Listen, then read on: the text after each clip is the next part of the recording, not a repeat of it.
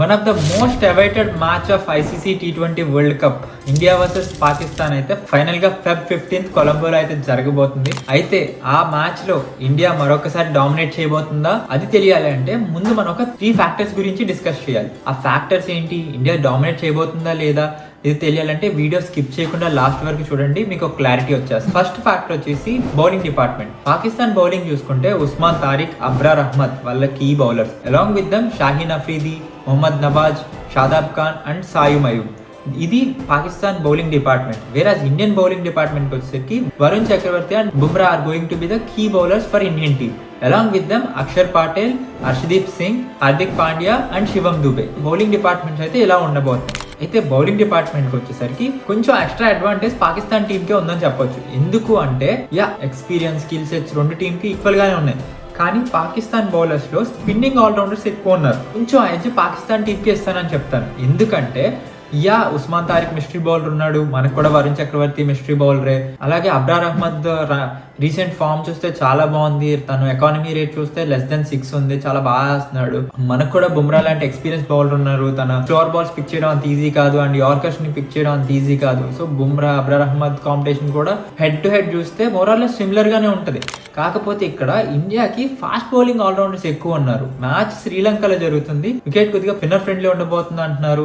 Average winnowing score వచ్చి 150 to 160 ఉంది. కాబట్టి అక్కడ పాకిస్తాన్ టీంలో చూస్తే ఎక్కువ స్పిన్నింగ్ ఆల్రౌండర్స్ ఉన్నారు. షాదాబ్ ఖాన్ అవ్వచ్చు, మొహమ్మద్ నవాజ్ అవ్వచ్చు, సాయిమ్ అయూబ్ అవ్వచ్చు. వాళ్ళు స్పిన్నింగ్ ఆల్రౌండర్స్ కాబట్టి వాళ్ళకి కొంచెం ఎక్స్ట్రా అడ్వాంటేజ్ ఇవ్వచ్చు. సో బౌలింగ్ డిపార్ట్మెంట్ చూసుకుంటే సిన్స్ మ్యాచ్ అనేది కొలంబోలో అవుతుంది కాబట్టి కొంచెం అడ్వాంటేజ్ పాకిస్తాన్కి ఇస్తాను. బట్ వేరాస్ బ్యాటింగ్ డిపార్ట్మెంట్కి వచ్చేసరికి India is going to dominate them. ఎందుకంటే ఇండియా రీసెంట్ ఫామ్ చూడండి ఒకసారి. అభిషేక్ శర్మ కూడా ఈ మ్యాచ్ లో కంబ్యాక్ చేసేస్తే అసలు ఇండియాని ఆపేది లేదు. Abhishek Sharma, Ishan Kishan, Surya is in great form, Hardik Pandya recent గా హాఫ్ సెంచరీ చేసి మంచి ఫామ్ లో ఉన్నాడు, Shivam Dube is in bright form.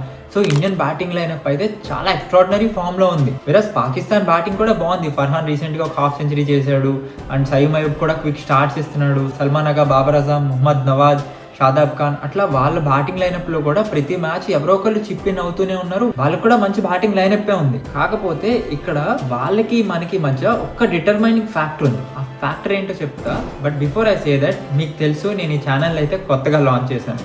మన ఛానల్లో క్రికెటింగ్ వరల్డ్ లో జరుగుతున్న news, performances, matches pre analysis, post analysis అన్నీ కూడా డీటెయిల్డ్ గా ఎక్స్ప్లెయిన్ చేసి 6 to 8 minutes లో మీ ముందు పెట్టేస్తున్నాను.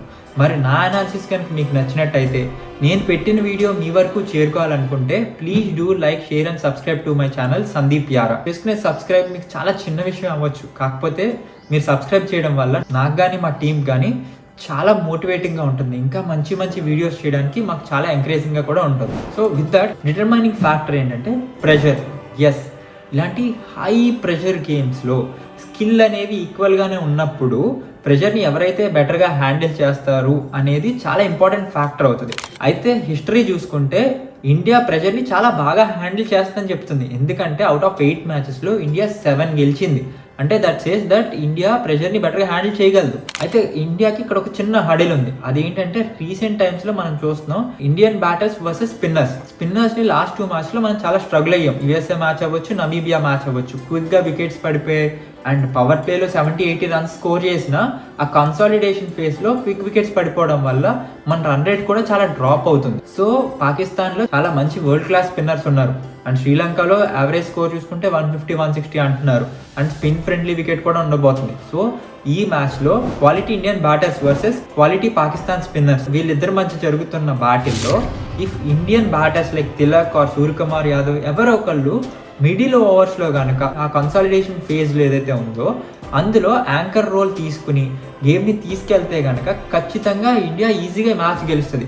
లేదా ఆ ఫేజ్లో కనుక మనం వికెట్స్ కోల్పోయామా India will be in deep trouble అని నేను చెప్తా.